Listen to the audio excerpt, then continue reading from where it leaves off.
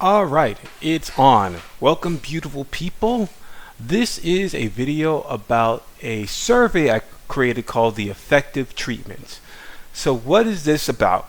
This is about all the different type of treatments that a lot of people have been saying over a course of years, maybe even decades. I had this for 19 years and it's almost going to be 20 years. And there's been a number of suggestions or ideas of ways to eliminate or reduce your odor. Now, this survey was actually inspired by this Meebo article that was created on November 13th of last year called Reflecting on Meebo Community Data from 15 Years Ago, which then inspired me to create my own, my own, I don't want to say the poll, but my own values based on all the different items that I saw on the article. And then I said, you know what, I should make a survey and then put it out, and then maybe I can get other people to chime in on what they think was the most effective treatments for them. At this moment of recording, we have 54 responses, so that's great. I put in my response, so technically it's 53 responses. Well, it's still 54. In any case, I do want to just go over it, and pretty much I'm going to try to do this like on a monthly basis and go over the things that people have been put in the responses and see what are the most positive, negative, unsure of, etc. At this moment, the first question is what condition you have, and I find it, here's the thing I found very interesting. Only 2 people, at least within the 54 responses, has confirmed TMAU by testing, and majority of people say they believe they have TMAU, but they have not been tested yet. And then other people say they have something like TMAU. 8 of you say you have PATM, others say you have bromhidrosis, others of you have halitosis, and then there's like 5 of you who say, or 9.4% that say they have something entirely different. That's interesting. Now, I also created a document to make it a lot easier to see the top 5 things that are positive, negative, unsure of, you haven't tried, or had temporary benefits. So let's just go over to the top 5 positive. So at number 1, it is exercising. All across the board, exercising, 44.6% people feel that exercising was a positive benefit to reducing or eliminating their odor. Then it became probiotics at 33.3%. Then it was a vegan diet at 31.5%. At fasting at 30.4%. And sauna at 24.1%. So if I don't know, like if you have no clue of how to reduce it, or you're still struggling, I mean, maybe try out one of these things, where there's vegan diet, exercising, probiotic. I know fasting you can't do for a long period of time. You eventually got to eat, but these are the top 5 positive, or the highest rated positive things in terms of effective treatments that reduced or eliminated their odor conditions. Let's go to the top negative. The carnivore diet and chlorophyll are tied, which I find absolutely shocking. But I'm not shocked about the carnivore diet, but the chlorophyll is very interesting. Next is coconut oil, which is 25.5. The 4th one is kefir, and that's very surprising too. Kefir and then kombucha. And I find those surprising because a couple of years ago, within 2019 to 2020 time period, a lot of people were trying kefir and kombucha, and I was hearing that a lot of people were having a lot of success. So I naturally assumed that it was going to be higher, but this is the one that has the most negative. Now, keep in mind, there's also people who have like positive things to say about it. We'll scroll down to the effective treatment so you can look at it all yourself, because it's not just all the way negative, but this is like the most negative within the treatments I looked in within the 55 responses or questions I have. But let's go to the top 5 unsure.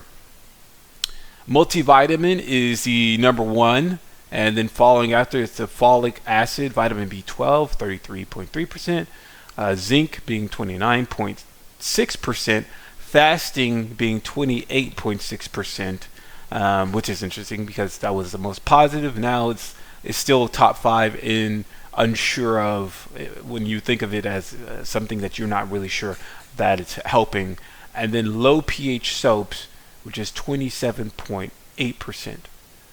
Now, let's see the top five that you haven't tried, that anybody hasn't tried, is probanthine. And many of the things I'm looking at, I actually was the first time when I read the article of reflecting on Meebo community data from 15 years ago. I also didn't know about probanthine. I think probanthine has something to do with like, it's like a peptic ulcer or some peptic something to do with like digestive system. So let me, because I think I saved it's here. Let me see. So probanthine is used as a treatment for a peptic ulcer. And that was included in the Meebo blog. That's why I included it within the effective treatment survey. But most people have not tried it and they don't know about it. Black currant. The reason why I put black currant on there is because of, like, there was an interview from a person who says they have PATM, and they said that they suggested that black currant may be a possible thing that helped people who have PATM, but most people have not tried black currant or the supplement form. Oldenlandia was another thing I saw within the blog, and that, I think that's like some type of like herb that's supposed to, it's supposed to do a number of things. I'm trying to find it. Oldenlandia. It's an herb that's supposed to do, well, I can't find it anymore. Okay, well, just put Oldenlandia then. I don't even know how to spell it correctly. Oldenlandia. What is Oldenlandia used for? Oldenland diffusive, an herb prevalent in East Asia and southern China, is used in traditional medicine to clear heat and to eliminate toxins. It is used in combination with other herbs to treat hepatitis, snake bites, tumors of the liver, lung, and rectum. So it's supposed to eliminate toxins. Maybe that's why anti-cancer activities for Oldenlandia. Maybe some people tried it because they saw that it can eliminate toxins or possibly cancer. So maybe they felt like it might eliminate whatever that was going on with them. I've never tried it either. Fecal microbiota transplantation, that's another thing. I've heard every now and then people suggest, like, I've heard people say that it helped them. But then I also heard that some people who actually tried it, it temporarily helped them, and then the odor came back. So I don't know. And then Fluxovus is another thing I heard within this article, but I never actually looked into it. I think it has something to do with heart medication. Let me see if I can find Fluxovus real quick here. It sucks that I didn't put it in alphabetical order here. Okay. Yeah, so, and I never read this article yet, but this is supposed to reduce TMAO, but most people have never actually tried it at all. And next, finally, is the top 5 temporary, which is antibiotics, and this is not surprising at 18.5.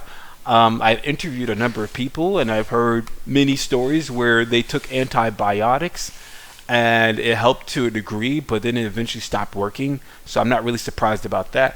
Activated charcoal, I am surprised about, because I do feel like it's an effective treatment tool, at least from my personal experiences. But I don't know if I haven't taken it every day and then noticed that there was a decline in success or effectiveness. I'm not sure. Kefir is number 3, and they say it is 14.3% in temporary benefits. Chlorophyll is 13% in temporary benefits, and colonic is 13% in temporary benefits. So I don't know if I'm going to. Maybe I should just share this link if anybody wants to take a look at what are the top 5 effective, top 5 positive things. I'm going to try to make like these monthly spreadsheets to see if there's a difference. The goal here is to try to get to 100, and we're already at halfway there, less than halfway there. How much time I have? I've been talking for 9 minutes. Okay, the only other thing I wanted to say is like talk about some things that were surprising to me. So let's go down the list here.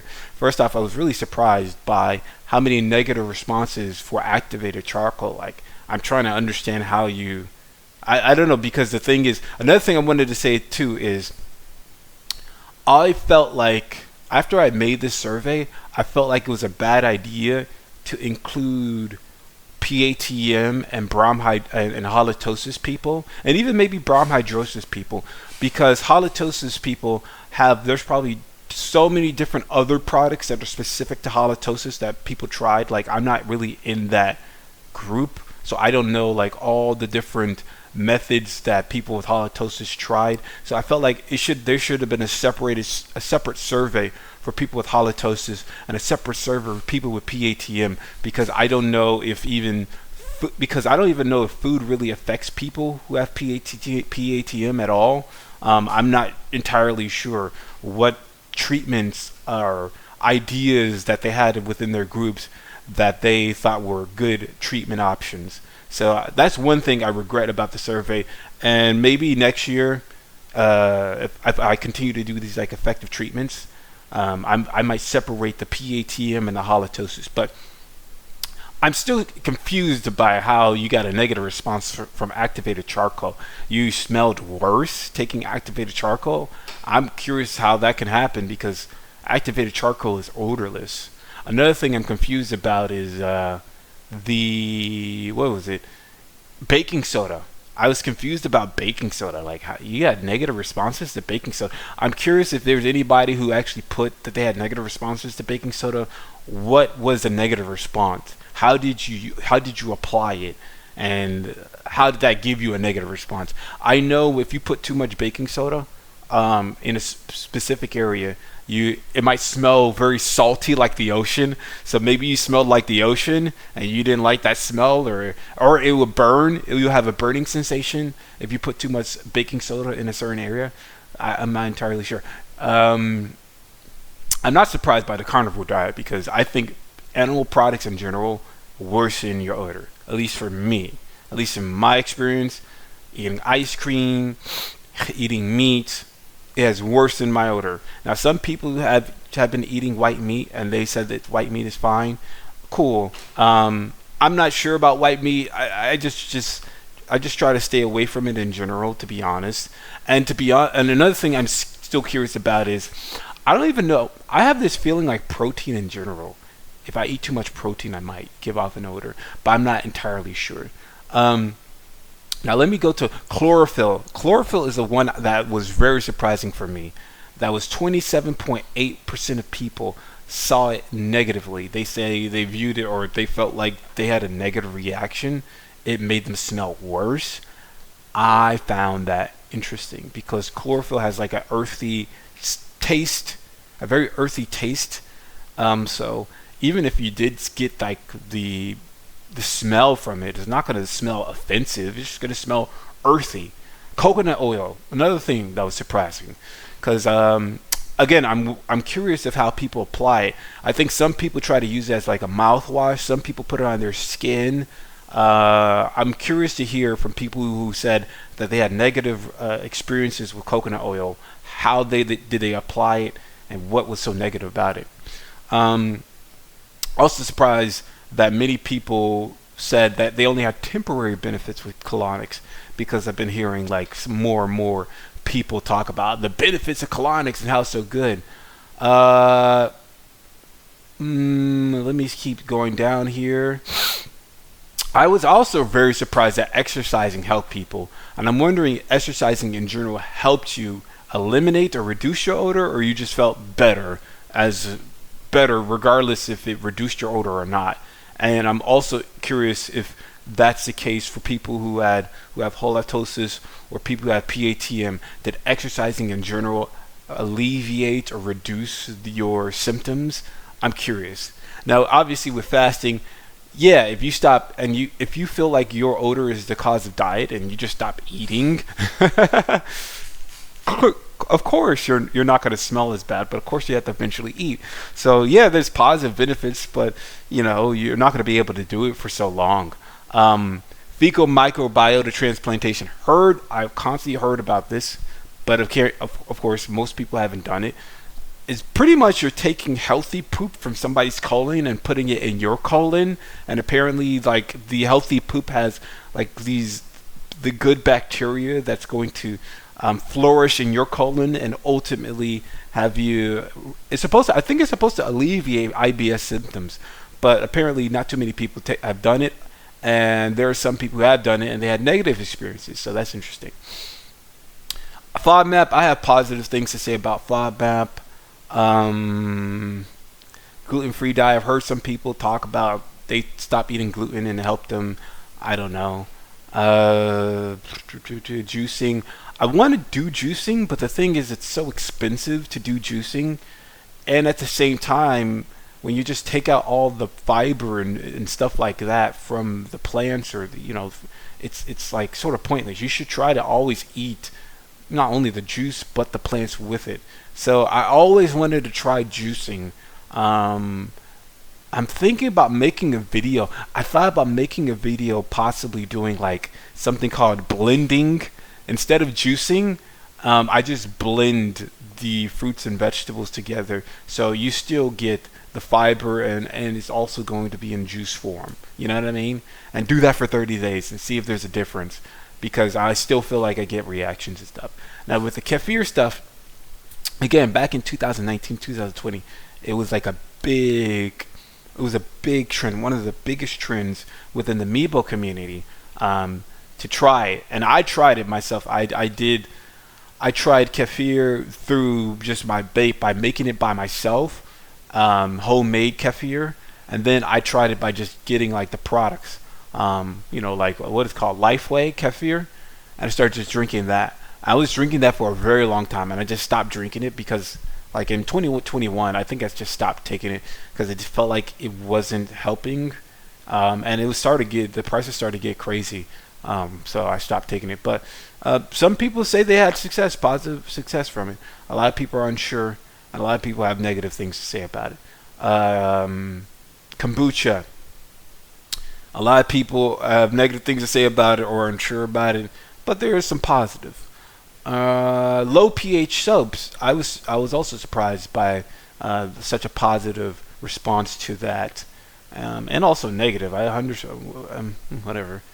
Let me see here. Multivitamins. A lot of people are unsure. I'm unsure as well. What else? Probiotics is pretty good, obviously. What is sauna? Sauna was really big, even though it wasn't in the top 5. It still had a lot of positive benefits. Yeah, expelling whatever this odorant is, whatever this thing is that's built up in your system, is good. So sauna. If you sweat easily, just exercise. I can't really think of another way to expel like whatever this buildup of toxins or odorants. The only other thing I could think of is just drinking more and more water, so then you go to the bathroom more, and obviously consume as much fiber as you can, so you can have like full complete bowel movements. Like that's another thing. Maybe I should have put fiber as a treatment option. Maybe. Vegan diet. I'm on a vegan diet. I'm telling you, man, I feel like the vegan is the way to go, especially if you feel that diet is one of the major reasons why you get an odor, or why you smell worse. When you notice when you eat certain things, you get worse reaction. I recommend going on a vegan diet. A lot of people say it's hard to get into, bro. Some people say it's hard to keep weight on. All you got to do is, there's so many foods that it can easily make you gain weight, like nuts and seeds, peanuts, peanut butter, rice, potatoes, oatmeal. I mean, beans, if you just get those have such a high amount of fiber, have a high amount of calories, have a high amount, and some have a high amount of protein. So it's like, if you just hit those things, if people fear that, I can't gain weight or I continually lose weight, like, go to those things. I can speak more about that, but I'll put that on a later video. A lot of people have positive results from vitamin B2. I wanted to go to this one right here. Vitamin B2 riboflavin. Going back to this article. Basically, within this article, this one person, I think it was like a teenager, was experiencing TMAU like symptoms and stuff. So they put her on a dose of 200 milligrams of vitamin B2, and I think that's like maybe over 3,000% of what you daily of what you actually need. And they did it for, I don't know how long they did it. I think they did it for a couple of weeks. I don't want to completely read the whole thing here. And they saw a reduction in the TMAU symptoms. So I actually want to try that this year as well. I still have some riboflavin where one capsule is like 100 milligrams. Maybe I should try the experiment. And zinc is also positive. I also like the fact that people are listing out the other things that I have not mentioned, like L-glutamine. I've always heard about L-glutamine or oregano oil. I have not used oregano oil. I forgot to put apple cider vinegar as well. But yeah, man, that's just a recap. How long is? Oh, I've been yapping for 20 minutes. I didn't want to take it this long. But yeah, this is the effective treatments for May. And hopefully you can make it to 100. I'm going to try to put this link in the description or in the comments. Other than that, you guys have a good day. Bye.